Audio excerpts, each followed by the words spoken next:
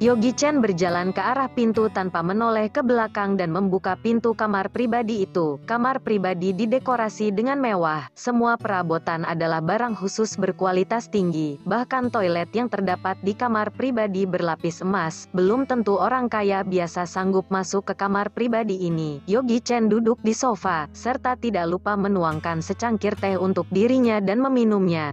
Lumayan enak. Teh ini adalah green tea. Seteguk teh memasuki mulut. Rasa manis dan sedikit pahit menyebar di mulutnya dengan yang penuh aroma.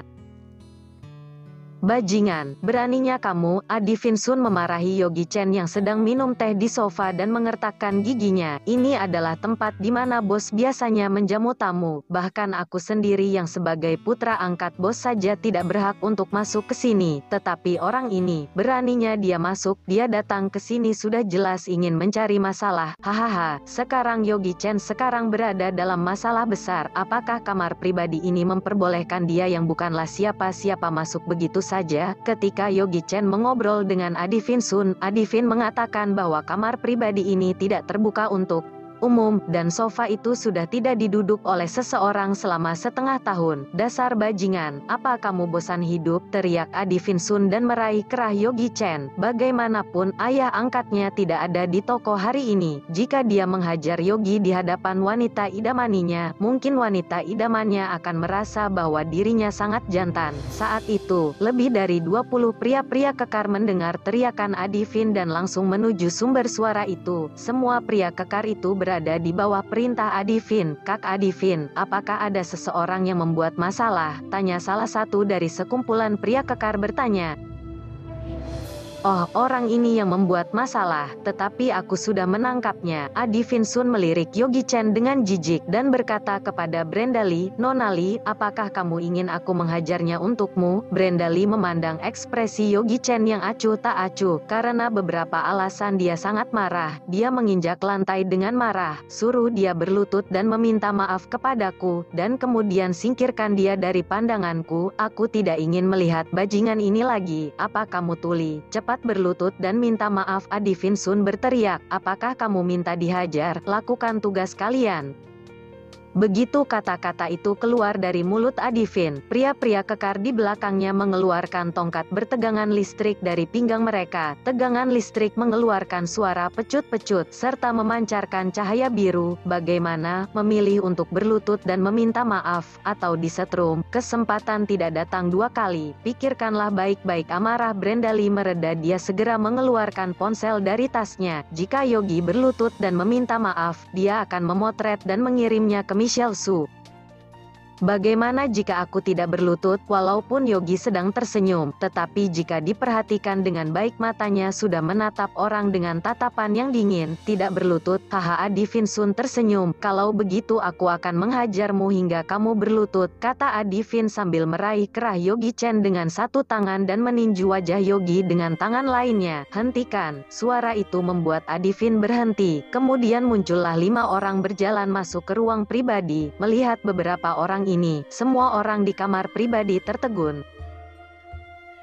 Pemilik bar Muse, Albert Zhao, pemilik hotel Dinasti, Martin Zhou, pemilik perusahaan properti di kota Sichuan, Jeffrey Liu, presdir perusahaan beauty, Betty Zhang, presdir perusahaan energi di kota Jiangnan, Alpin Si, mereka semua adalah miliarder. Melihat orang-orang ini, Yogi Chen tersenyum tulus. Mereka adalah teman lama yang sudah bertahun-tahun tidak bertemu. Dia yang memberi mereka bantuan dana untuk memulai bisnis mereka. Saat ini, mereka telah mencapai reputasi besar di bidang mereka masing-masing. Ini membuktikan bahwa dirinya tidak salah menilai mereka. Bajingan! Albert Zhao melangkah maju dan menamparkan wajah Adi Finsun. Berani melakukan hal seperti ini terhadap tuan muda, benar-benar kurang ajar. Plak!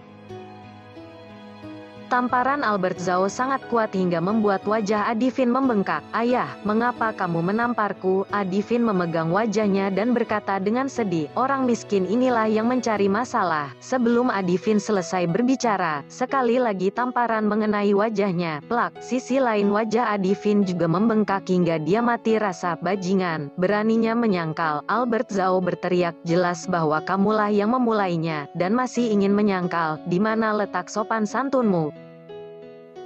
Ayah, Adi Vinsun menutupi wajahnya dan berkata, "Ayah, aku adalah putra angkatmu, mengapa kamu menamparku demi orang luar? Orang luar apanya?" Amarah Albert Zhao meluap, dia menunjuk ke arah hidung Adi Vin dan memarahinya. "Buka matamu dan lihat baik-baik, dia ini adalah tuan muda dari keluarga Chen, dia adalah penyelamatku, tanpa bantuan tuan muda, maka tidak ada aku yang sekarang, uang jajan tuan muda saja sudah cukup makan seumur hidupmu, apa?"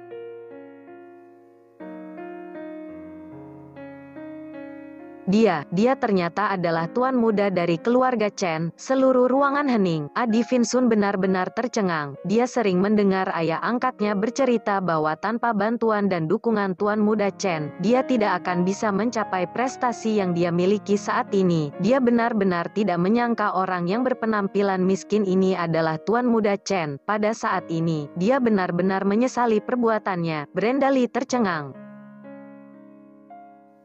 Dia tidak menyangka orang yang biasanya dia suruh-suruh ternyata adalah tuan muda Chen. Dia berharap dia sedang bermimpi sekarang, tetapi inilah kenyataannya. Melihat para miliarder yang berdiri di depan Yogi Chen dengan hormat membuat Adi Vinsun tercengang hingga tidak sanggup mengeluarkan sepatah kata pun. "Tuan muda, aku bersalah. Tolong maafkan aku, tuan muda." Adi Vin berlutut berusaha meminta maaf kepada Yogi. Dia menunjuk Brenda yang berada di sebelahnya dan berkata, "Tuan muda, ini semua karena wanita itu. Jika bukan karena dia, aku tidak akan melakukan hal seperti itu." Brenda Lee melangkah mundur beberapa langkah dengan gemetar. "Kenapa aku yang disalahkan? Aku traktir kamu minum untuk menandatangani kontrak, bukan untuk menghajar seseorang." Brenda bekerja di sebuah perusahaan renovasi, dan juga Adi Vinsun mengatakan bahwa Bar Muse akan direnovasi ulang. Oleh karena itu mereka berdua pernah minum-minum bersama. Brenda Lee benar-benar mengingat dengan jelas kata-kata yang diucapkan Adi Vin. Setelah itu, dengan berbagai cara dia mendekati Adi Vin dengan tujuan untuk mengambil bisnis ini secara pribadi, dan jika dia dapat, dia akan mendapat keuntungan setidaknya 2 juta RMB, sekitar 4 miliar rupiah. Keuntungan sebesar itu, tidak mungkin dia menyerah dengan kesempatan ini. "Sialan!" Adi Vinsun berdiri sambil memegang wajahnya yang bengkak dan memarahi Brenda Lee. "Semua salahmu, menggodaku, dan membantah tuan muda. Kukatakan padamu, jangan berharap tentang bisnis itu. Kamu telah membuatku berada dalam situasi ini. Aku akan memberitahu presdir perusahaanmu. Tunggu saja tuntutan dariku." Setelah mendengar ini wajah cantik Brenda Lee langsung memucat. Perusahaan memiliki peraturan bahwa jika karyawan mengambil alih bisnis secara pribadi, bagi yang melanggar akan dikurangi upah, dipecat dan ditutup hingga ke pengadilan. Bisnis besar seperti renovasi Bar Muse akan merugikan kepentingan perusahaan, dan jika perusahaan tidak terima dengan kerugian tersebut, dia pasti akan masuk penjara. Dia masih muda dan cantik, dia tidak ingin masuk penjara. "Tuan muda Chen." Brenda Lee melangkah maju dan merangkul lengan Yogi, dan berkata dengan nada yang lembut secara perlahan, "Tuan muda, aku bersalah, maafkan aku." Pada saat ini, dia menunduk seperti anak kecil yang bersalah. Dia tidak menyangka akan mengalami hal seperti ini, harus meminta maaf kepada orang seperti Yogi. Yogi Chen menatapnya dengan senyum dan berkata, "Bukankah kamu menyuruhku untuk berlutut dan meminta maaf padamu? Aku bersalah, tolong maafkan aku." Brenda Lee melihat situasi seperti ini. Dia pun membawa-bawa nama Michelle Su. "Tuan muda, jangan biarkan dia memberi tahu presdir perusahaanku. Aku masih muda, aku tidak ingin masuk penjara. Apa yang akan dipikirkan Michelle jika kamu memasukkanku ke penjara? Jadi aku mohon padamu, ampunilah aku kali ini." Kedua kaki Brenda lemas, dia pun berlutut langsung di lantai. "Memaafkanmu, boleh." Yogi Chen tersenyum dan menatap Brenda Lee. "Namun, kita masih ada satu masalah yang belum diselesaikan." "Masih ada?" Brenda diam sejenak, sepertinya memikirkan sesuatu. Kemudian dia tersenyum dan berkata, "Tuan muda, sepertinya kamu masih belum memikirkannya dengan matang. Maka aku akan..." "Ayah." Sebelum Yogi Chen selesai berbicara, Brenda Lee memanggil, "Kekecilan, aku tidak mendengarnya," kata Yogi Chen sambil meletakkan tangannya di bawah telinga. "Ayah!" teriak Brenda Lee. Ayo kawan semua, jangan lupa subscribe channel ini, like dan komen, agar saya lebih semangat lagi membuat video dan menulis cerita ini.